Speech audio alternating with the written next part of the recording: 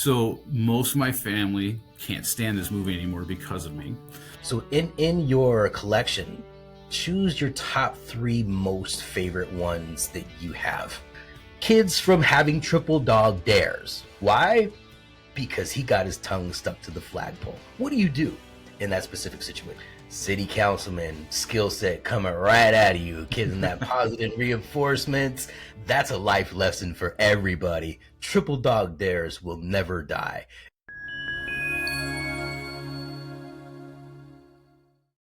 Every time I get to talk to fans of the movie, I'm humbled by the impact it has had on them and by the place A Christmas Story holds in their holiday traditions or their daily lives. Many fans go to great lengths to keep the holiday spirit alive throughout the year, whether it's by scouring the internet for collector's items on eBay or traveling to attend a Christmas Story event, or just taking a moment to pop the movie in when they need that pick-me-up in the form of heartwarming, quirky nostalgia. It is because of the fans that the movie has become more than just a movie, in the same way that art is not just paintings, and a Red Ryder air rifle is more than just a BB gun. These things are the lore we prescribe to them, the memories that we build around them, and they begin to exist just as much inside our hearts as they do in the material world. In doing so, their impact grows. It's always interesting to see how these things can impact the course of one's life, as A Christmas Story has for me. Our guest today reminds me that the unexpected twists and turns of life can take us on the most exciting, unforgettable journeys. Joe Leavy has been a fan for A Christmas Story since he was young, but that love for the movie has grown from simply being a fan to being a member of the A Christmas Story family. Joe is a city council member in his town in upstate New York and has helped to put on some screenings of A Christmas Story on the big screen, bringing together hundreds of members of his community to enjoy the magic together and to participate in live Q&A sessions with the cast. If that wasn't enough, Joe has an exquisite collection of Christmas Story memorabilia, and we're going to dive into that as well. Joe, thank you so much for coming on to the show. Well, welcome to the show, Joe. It's great to see you, man. Thanks for having me, Yano.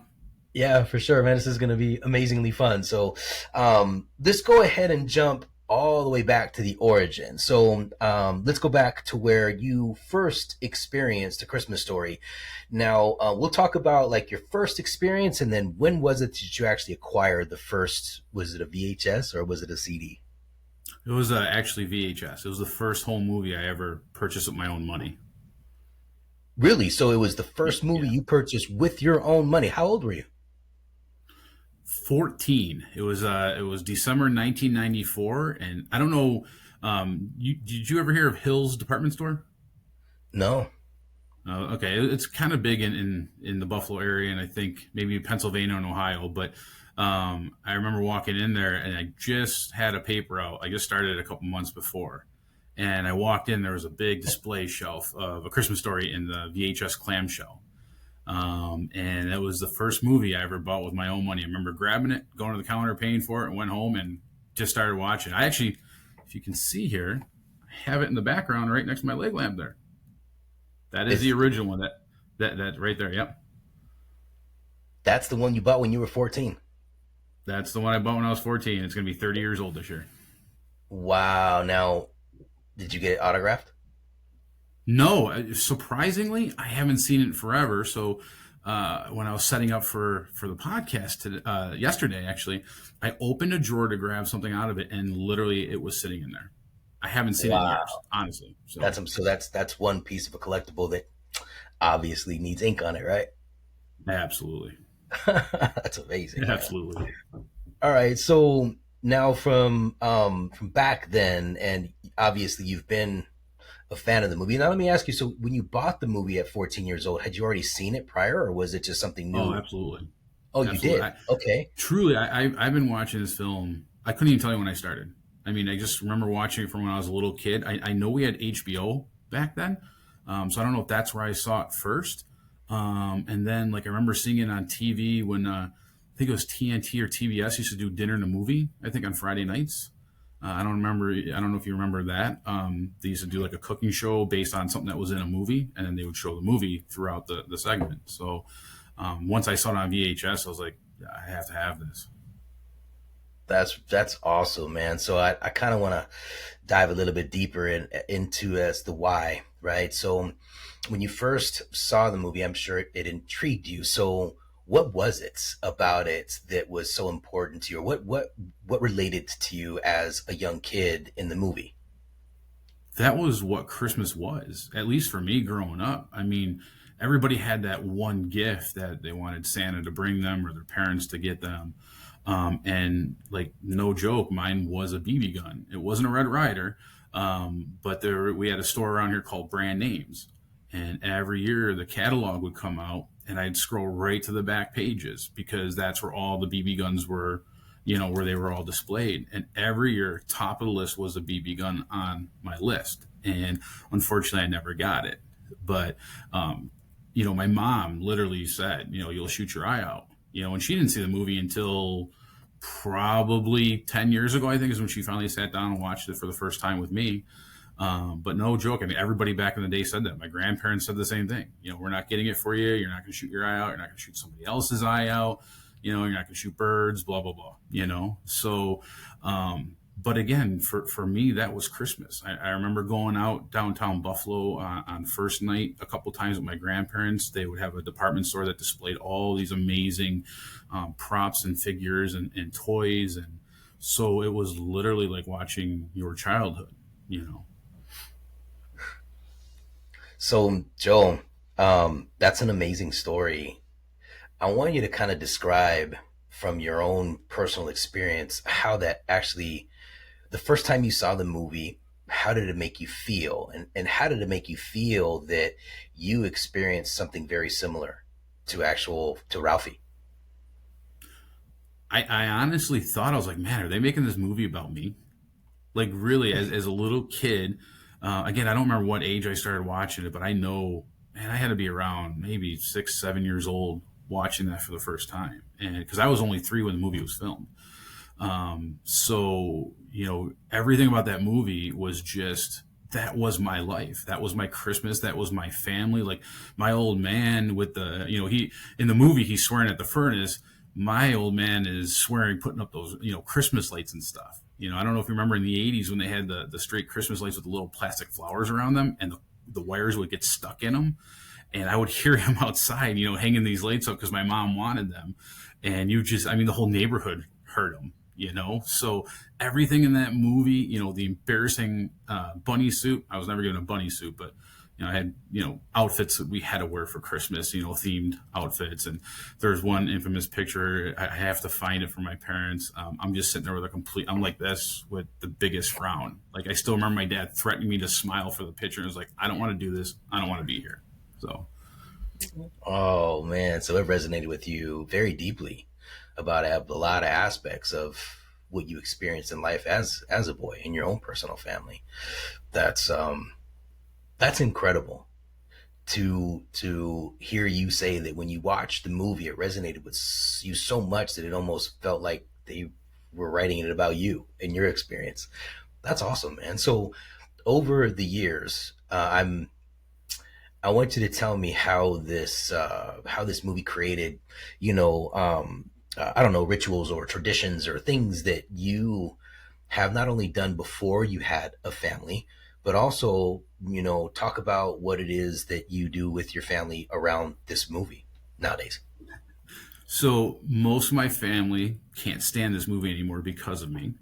Um, every year since the 24-hour marathon, even when I was still living at home to this very day, when I wake up on Christmas morning with my own kids and my wife, the first thing I do is put the movie on. So it's always in the background when we're doing presents, having breakfast, all that kind of stuff.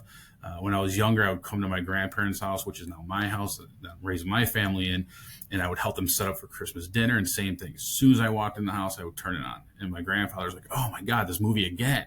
To this day, when the family comes to my parents' house on Christmas night for dinner, I turn it on. Christmas Eve, I turn it on right at 8 o'clock at my in-laws' house. So that's literally been my tradition with this film. And, some of my family members haven't seen it start to finish. They just hear it in the background. They see it as I'm watching it at their house or they're coming to our house. My dad and my mom every year is like, how do you not get sick of watching this movie over and over again? And it's not, the movie itself is special, like I said, because it reminded me of my childhood growing up, but it's also deeper for me because I have all those memories. We lost my brother about 10 years ago, and he would watch a movie with me on Christmas morning, and he was one of the only ones that didn't give me any flap over having the movie on all the time. My kids have grown up. It's the first movie we watch on Thanksgiving morning. The last movie we watch on Christmas night. So this is just a tradition, and I know my kids are going to continue this on. That's amazing, man. Thank you for sharing all that. For me, when I hear how this movie has made such an impact in people's lives, and what it is that you do at lengths to put it on for you, right? Because it's not, I want to ask you, the deeper question as to why is it so important for you to want to put that movie on in the background every single year, even though you get a lot of flack from family about, oh my God, that movie again. Like, don't you ever get sick of that movie? Like, why is it so important for you to have that in the background? In my opinion, there's only two Christmas movies that really capture what Christmas is all about. And that's A Christmas Story and It's a Wonderful Life. Those are the two movies I grew up, which I think are the most wholesome Christmas movies that are out there. And again, my family gives me flack, but I always catch them watching it. And certain scenes, my dad will walk in, and see what's going on. I think he especially likes the one scene where Schwartz is getting beat over the phone. Because my dad grew up in the 50s and 60s, and it wasn't really much different back then. If somebody called and snitched you out, so Right. Right. I know back in the day it was, stitches or snitches get stitches, right? You got to keep your oh mouth yeah, shut. oh keep, yeah, it's just better keep to it to take the yourself. beating. Oh, yeah. That's amazing. All right. So, since this has been, a tradition in your life, let's fast forward to a point in time where you actually had an opportunity, um, getting to know Ian Petrella, who actually played Randy, who was Ralphie's little brother in the movie, and you guys were looking into doing something for not just for yourselves but for the community, right? Because Hmm. when we do live events, in person events, it really is about bringing the nostalgia to the community and gathering the community together to celebrate the movie. So, can you tell us, about that story of the first year that you actually got involved with Ian Petrella? Sure. Yeah, it was actually, as Ian likes to call me, a fanboy. He had his Randy Parker fan page up on Facebook in 2012. And that summer, he put a post up there. It was like the 29th year of the film, and he was trying to get small town theaters to put it back on the big screen. Mm, And he posted on there, he goes, if you know any theaters that are willing to do this, and if it's close enough to, where I live, I'll come out and, make an appearance and do a Q&A and stuff. And at that time, I knew he was living in Cleveland. And I was like, okay, that's only 3.5 hours away. That's pretty close. So, I sent him a message through his fan page, and I didn't hear anything for a few weeks. So I thought, nah, maybe he's not interested. And then out of the blue, his manager, Tim Bending, you remember Tim, yeah, for sure. he reaches out to me and says, hey, he goes, Ian Petrilla sent me your information, and he's interested in doing this event. So I went to our little theater in North Tonawanda, the Riviera Theater, and I spoke to the executive director, and I told him what I wanted to do, and he's like, sure, we got nothing going on in December, let's do it. Um, so I called Tim back. I said, hey, they want to do it. Let's do this. And Tim's like, all right, man. He goes, well, you're going to be the promoter. I said, I don't even know what a promoter does or what it is. He goes, don't worry, you'll learn. Um, and so we over the course of the months, we put this event together, and we had about almost 700 people actually come to this event. Ian was great. He walked around the microphone and let people, do a live Q&A with them, interact with them. And then probably the coolest part for me was to finally see my favorite movie on the big screen. It's the only way I've never seen it yet. So So that was your first experience of it on the big screen. Absolutely. And I told Ian and Tim, when we were planning this, I told them about how, I always wanted a BB gun and I never got one. And at the end of the show on stage, they presented me with my own Red Ryder BB gun that Ian signed and presented to me in front of all those people. Wow. So that was kind of like a childhood dream that finally came true. Even though it wasn't given to you at Christmas time, it was actually given to you by Randy from the movie. Tell me, like, how did that make you feel in that moment on stage? Like it wasn't real. It was so amazing, to have, somebody who is in your favorite movie, one of your favorite characters. My wife isn't a huge fan of the movie. She watches it for me, like she says, but her favorite scene in that whole movie is where Randy laid there like a slug, you know? So it was just so cool to have that presented to me from him, autographed. I have it hanging up in my basement, my man cave, and it was one of the greatest memories that I'll have forever. That's amazing. That is amazing. I hope your wife captured a lot of pictures of that moment Oh too. yeah, plenty. That's awesome, man. That is so cool to hear. So I know that that was your first, right? Your first event, which was probably one of a couple of them that you have done. So tell me about the events that, well, out of the events that you have done, outside of that very nostalgic experience that you had, what other amazing stories can you share with all of us about what your experience was from those events? You got an hour and a Yeah. half. um, Honestly, was so after that event was done, I want to say in February, Ian called me out of the blue and said, "Hey, next year or this coming year is the 30th anniversary of the film, and I'm still in contact with a lot of the guys from the movie." He goes, "Do you want to put a 30th anniversary show together?" And before thinking about it, I just blurted out, "Yeah, absolutely." So, he listed you and Zach, Teddy Moore, um, Scott Schwartz. And so we're like, I said, okay, well, reach out and see if these guys want to do it, you know? And so, all you guys decided, yeah, let's do this. Let's sign on for it. So we ended up having, so it was you, Zach, Scott, Teddy, Ian, obviously, and I believe Patty, the elf. She came in to do the show as well. And it was an incredible experience. But I really learned really fast what a promoter does when you have a show that size and you have that many people flying into town and the arrangements to make hotel and all the accommodations. And it was literally when I started working the following week and didn't stop until the day after the show. So for all of you fans out there and everybody else who has actually never even seen this movie before, who Joey is talking about, who actually came to the events for the 30th anniversary, was Teddy Moore, who is Miss Shields. She actually played the teacher in the movie. Randy, who is Ian Petrella, is Ralphie's little brother. Scott Schwartz is Flick, and he is the one that got his tongue stuck to the flagpole.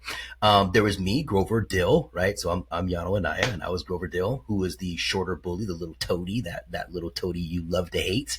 And then, of course, there is the epitome of who a bully is, who is Scut Farkas, and his name is Zach Ward. And then there's Patty Johnson, who actually played the head elf or the female elf on Santa's Mountain. So those are the characters that Joe had the opportunity to bring to his town and really enjoy the 30th anniversary in this beautiful theater that he brought us to. And mind you, not that theater was beautiful.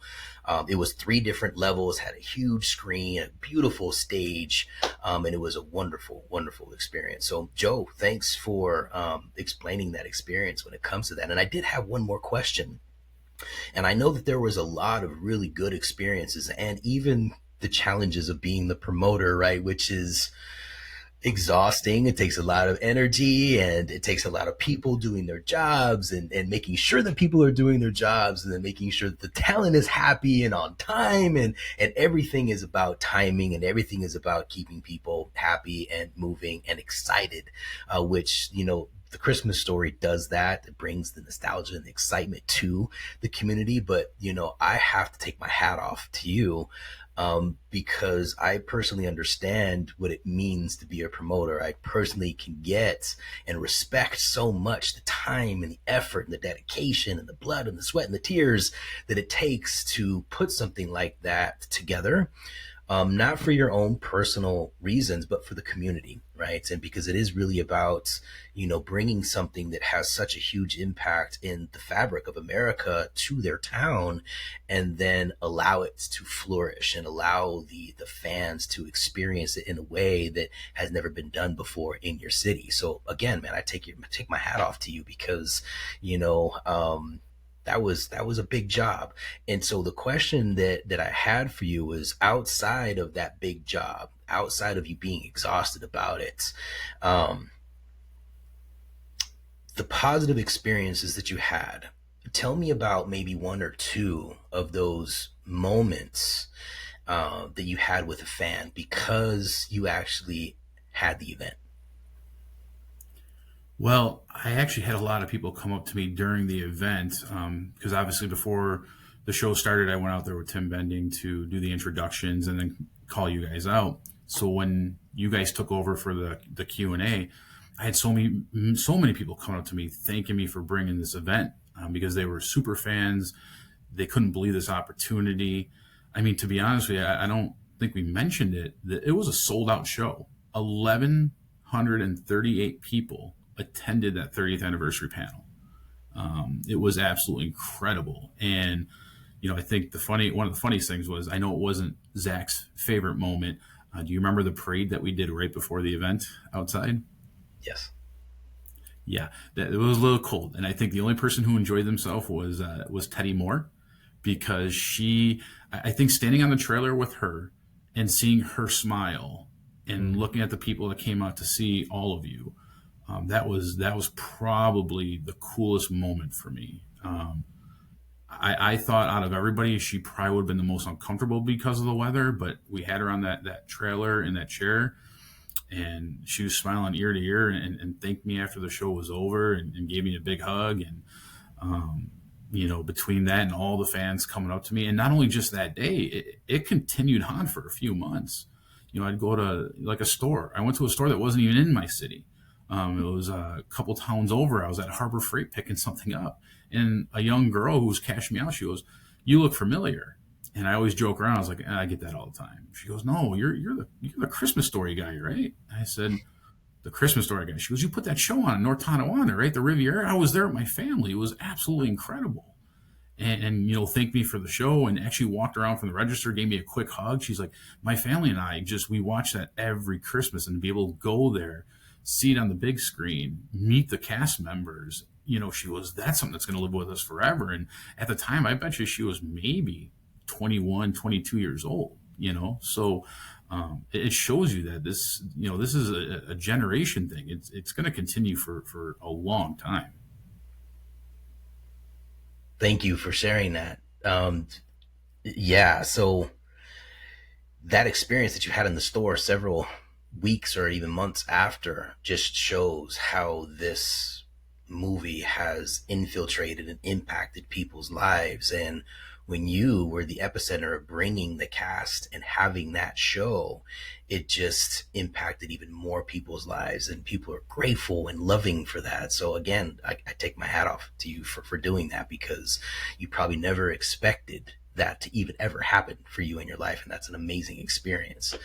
So so Joe, I know that through the years you have accumulated a collection of A Christmas Story memorabilia. So I mean, I see a lot of it behind you already. So in your collection, choose your top three most favorite ones that you have in your collection. Wow, that's gonna be a tough one. All right, so I'll start off with, it's one item, but I have two of them, and it is a handmade elf hat, which you can see right there. That is made by Patty Johnson, the head elf herself. That one was one that she gave me for inviting her and having her at the 30th anniversary show back in 2013. And then this year, she surprised me. She made, I guess, 40 of them for the tour. And she mailed me the very first one she made, so one of 40, that showed up just after you guys were in Cleveland. So that was an amazing surprise. I wasn't expecting that. I would say the leg lamp that I also have in the background there, that is one of the rare leg lamps before I believe the Christmas Story house purchased the bases from another gentleman who was making leg lamps back in the day. And it was signed by you, Zach, Peter, RD, and Ian. So it has that gold base on the bottom. So I purchased that probably back in 2010. So let's see. I have 7 or 8 autographed BB guns by all of you. So I guess we can group that into one item, but I have a ton of them. But I think my all-time favorite is one that I guess I was able to get this year, which was an original, unused 1983 movie poster that was designed to be hung at the movie theaters when the movie came out. And when I came out to visit you guys in Steel City Con in Pittsburgh this past December, I had everybody sign it that was there. I still have to try to meet up with Teddy Moore and Drew and Patty to see if I can get their signatures on there. But since Steel City Con, I have had the poster authenticated, and it's the real deal. It was unused, so no pin marks. It wasn't folded. It was actually rolled. It was definitely an investment that I made. But once all the signatures are done, it will be professionally framed. Once it's framed, I'll have to, show it to you. Right now, I have it put in safe storage so that nothing happens to it. But eventually, we'll have that done. And probably the last item is my wife laughs at me for this, but she didn't laugh at me when she saw that it sold for over $700 on eBay last year, and I think she tried selling it on me. Is I have a piece of the original siding from the house. I have that actually in the background as well. And Can it's you just show us? those you. Is that something you can Absolutely, show us? sure. So here it is here, and it was signed by the higher owner. But they were selling these in the gift shop, I think, for like $20. So I think it was a pretty amazing investment. Since again, I've seen framed ones go for literally sold for over $700 on eBay. So yeah, I mean, I have so many things. I mean, the stuff that you guys have given me over the years with the shows that we've done. But honestly, probably the biggest of the memories. All the different things that we went through, all the shenanigans, especially that 30th anniversary show. All the stuff that happened within 2 nights. My favorite. Can I give you my favorite story for that 30th anniversary show? Absolutely. So, do you remember after all the news stuff, we went to that nice restaurant, Roman Cafe, because everybody had different ideas of what they wanted to eat. So I called the owner ahead of time. I knew him real well. I told him what was going on. I said, please don't tell anybody. It's Friday night. I know your dining room's going to be packed, but I need a table for like 15, 20 people. And so I called him ahead of time. He had everything set up. We came in. Now his staff knew. He had to have said something. But we're all getting ready to sit down, and Zach's sitting at the end of the table. And he's putting his jacket on the back of the table, and they had a TV on behind us with the local news on. And Zach looks at me. He's like, Joe, amazing job. Nobody recognizes us. We're going to actually have a quiet meal tonight. No sooner did he say that, the news comes on. It's like, up next, the cast of A Christmas Story is in North Tonawanda, New York to do a show tomorrow to celebrate the 30th anniversary of the film. And Zach looked straight up and he's like, did that just happen? And you looked around the dining room and everybody turned and stared at all of us. And it felt like you're in a movie because it timed so perfectly. But to everybody's credit, nobody came up to bother us. We had a quiet meal. We had some pretty great laughs. Scotty spilled that tea all over his shirt, and and it was just a running joke, Scott Tea, for the rest of the weekend. Um, I but remember. it was probably like the best story that we had. Outside of you guys coming to my house and having dessert and all that kind of stuff, which was great. Your whole experience of A Christmas Story from when you were a child into being a teenager and buying your first movie, and the experience that you've had with it being relatable. And then as the years go by, all of a sudden now you had this opportunity to work with Randy, and you created this event that everybody loved. And then the 30th anniversary, where now we have Miss Shields, who is Teddy Moore. We've got Ian Petrello, who is Randy. There was me, who is Grover Dill. There's Zach Ward, who is Scott Farkas. There's Scott Schwartz, who is Flick, right? So everybody came to your town to celebrate A Christmas Story, which then I think at that point of time, I can safely say that you have become part of the family, right? Because now it's this interwoven relationships that you have developed with not only the cast, but now you've elevated yourself as somebody in your community where now you're recognized. So moving forward with that, you are literally a part of the Christmas Story family. So what does that mean to you? I mean, it's almost like you're part of the history of the movie now. None of us as fans can go back in time and be in the movie. But moving forward, like joining the inner circle group, being able to have, more or less FaceTime with the cast members. I don't think there's any movie or any actors that are doing this for any film, but you guys are offering that to your fan base. So I was able to have personal experiences with you guys doing these shows and these events, but obviously not everybody can do that. But the inner circle group that you have created gives everybody the opportunity to meet the actors from their favorite movie, to see what's going on, to learn the history. Your podcast with the person who designed the leg lamp was probably my personal favorite episode so far. It was so cool to hear his story and see the original drawings that otherwise, people don't get that opportunity. So, what you guys are doing with this inner circle and allowing fans to really connect with the cast, I think is absolutely incredible. And being a fan from as far back as I can remember, to doing the shows with you, to joining a Christmas Story family, and now being part of the Christmas Story inner circle, is absolutely, absolutely incredible. So my hat's off to all of you guys who are doing this, the cast, taking their time to do this and interacting with all of us.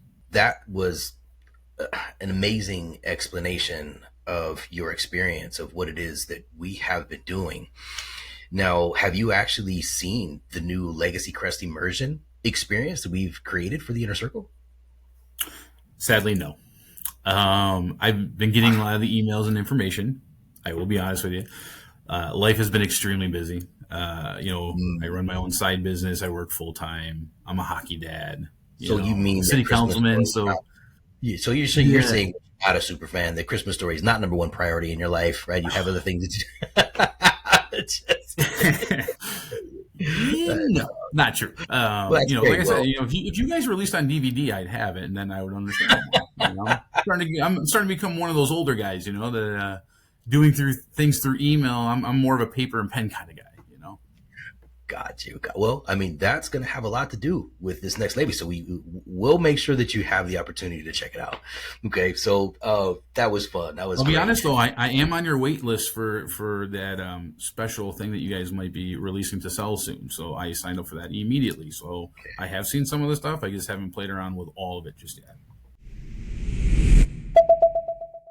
All right, so we always love to have some fun on this podcast, and when we have fun, we actually create a specific game that we like to play with those who participate in our podcast. And so, since you have a specific title in your community as a part of the city council, we developed something that's going to be super fun. So this game, I would like to actually take all of your, your knowledge and your skill set when it comes to being part of the city council and bring them with you as you travel to the fictional town of Hammond, Indiana.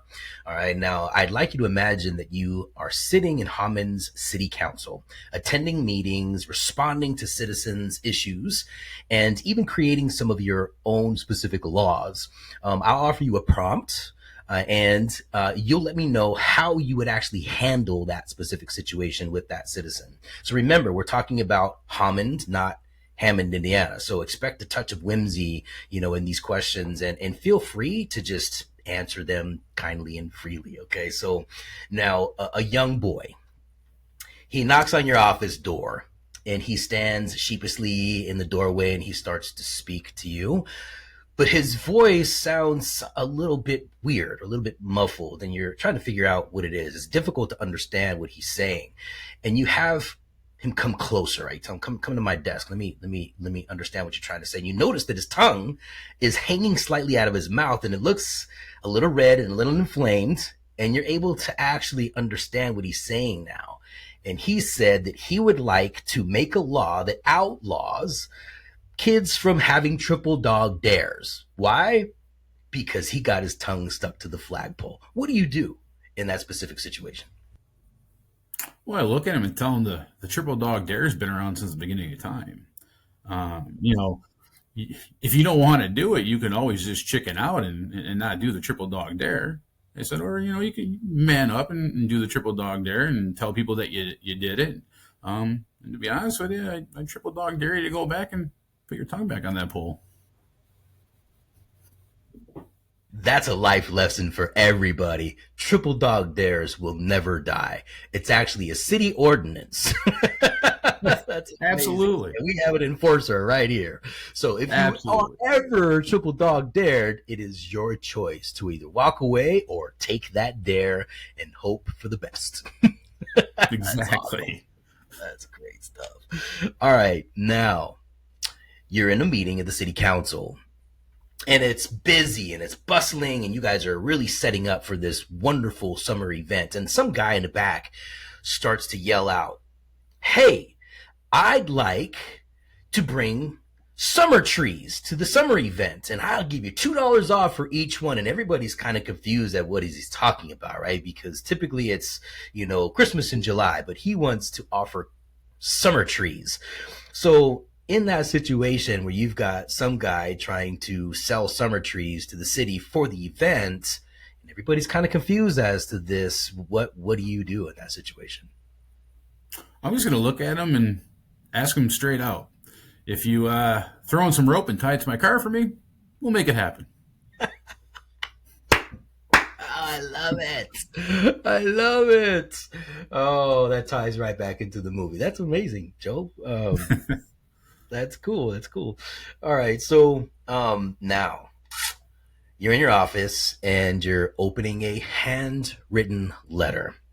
And this written letter seems to be very sternly worded, even using cuss words in this letter. And this gentleman is trying to understand how to get you to pass laws from dogs, specifically what kinds of dogs? Hound dogs, stinky, smelly hound dogs running the streets, causing havoc. What do you do in that situation about this very upset person writing you a stern letter? Yeah, that's an easy one. Tell the gentleman, number one, you don't have to swear to get my attention. Okay, you had my attention with a loose dog and they're hound dogs. And, the best way to protect yourself from those guys, carry a turkey with you. Throw it in the middle of the street if they're bothering you, and they won't bother you. They'll just go and eat, and you can go home. They must be hungry hound dogs, right? Oh, absolutely. I mean, everybody knows they're attracted to Christmas turkey. So, you carry some pieces with you, throw it in the street. Have a nice day. They'll clean it up. You go home. We're all happy. That's amazing. That's awesome. All right. Well, it was a pleasure to have you on the show, Joe. I look forward to watching this podcast with everybody and hearing it. And so, again, thank you so much for your time. We greatly appreciate you. And We'll see you in the inner circle. Well, I thank you for everything. Thanks for having me on. And again, thank you, Yano. I don't think people thank you enough for what you do for the Christmas Story family and keeping us all engaged in everything that's going on in the different, the different projects that you guys are working on. And you and your team are absolutely incredible. Like I said earlier, there's nobody doing what you guys are doing. So to all the fans out there, if you truly are super fans and stuff, get into the inner circle. There are so many cool things that the Christmas Story family is doing. You won't regret it. As we draw this episode to a close, it is clear that Joe Leavy's journey from fan to family is filled with moments of joy, nostalgia, and deep connection. His story is a beautiful reminder that passion and dedication to turn admiration into a cherished role within a beloved community. Joe's experience with the Christmas Story teaches us all that our paths are shaped by the love and memories that we build along the way. So thank you, Joe, for sharing your journey with us today. Your passion for the film and your dedication to preserving its magic is truly inspiring. And to all of our listeners, remember that each of you has the power to create your own story and leave a lasting legacy. This episode has shown us that the greatest treasures aren't just the collectibles that we hold, but the memories and experiences that we share. Joe's journey with the Christmas Story is a testament to the impact of dedication, passion, and community. In today's fast-paced world, it is easy to lose sight of what truly matters. Family. Traditions plays a crucial role in keeping families connected, providing a sense of belonging and creating memories that last a lifetime. They offer us a way to slow down, appreciate each other, and build a legacy that future generations can cherish. That's why the united cast of A Christmas Story has set out on a mission to help you create and strengthen your family traditions. We believe that the warmth and humor of A Christmas Story can bring families closer together, not just during the holiday season, but throughout the entire year. Today, I am thrilled to share with you the new A Christmas Story Immersion experience. Now, just imagine this. You're not just watching your favorite scene from A Christmas Story on your couch. You're living it. You're interacting with the cast, weaving those beloved moments into your family's everyday life. This is the magic that we bring to you at A Christmas Story family. What makes this even more extraordinary is on December 16, 2023, for the 40th anniversary of A Christmas Story, we held the biggest event in the movie's history in its birthplace, Hammond, Indiana. The night before the grand celebration, we hosted a very special dinner with the cast, including Peter Billingsley, who played Ralphie, the mayor of Hammond, Indiana, Irwin Zwilling, Gene Shepard's accountant and close friend, as well as a producer on A Christmas Story Christmas, the board members from the Indiana Welcome Center, and many other very distinguished guests. At this exclusive dinner, we unveiled our specially crafted gift boxes. These weren't just any box. They were designed to look just like the iconic leg lamp crate and filled with major awards only the old man could dream of. Each box, valued at over $2,500, was a tribute to the film's legacy and was given to our special guests to commemorate the historic milestone. We only made 28 of these boxes, so they are very rare, making them incredibly valuable and exclusive. But that's just the beginning, because now, for the first time ever, we are giving you the chance to get one of these exclusive boxes to enhance the new magical experience. And the best part is it's free. And to make it even more magical and historic, for the first time ever in the 40-year history of the movie, we're recreating the original leg lamp design as seen in the movie. An exact replica. It has never been done before. Our partner, Ruben Freed, the original creator of the leg lamp, and Bob Clark's close friend, who still has the original sketches of the leg lamp made for the movie, is bringing the original leg lamp and its original specs and design back to life. And it also comes in that box for free. The cast and I have been working on this secret for months, and now it's time for you to discover its beauty. We invite you to check it out. Give us your honest feedback and join us on this incredible journey. Trust me, you won't want to miss this. Go to www.achristmasstoryfamily.com free box to find out more. Once again, that is A Christmas Story Family. Sorry, let me say that again. www.achristmasstoryfamily.com/free box to find out more. And join us and become a part of our extended family. Your exclusive journey is awaiting your presence.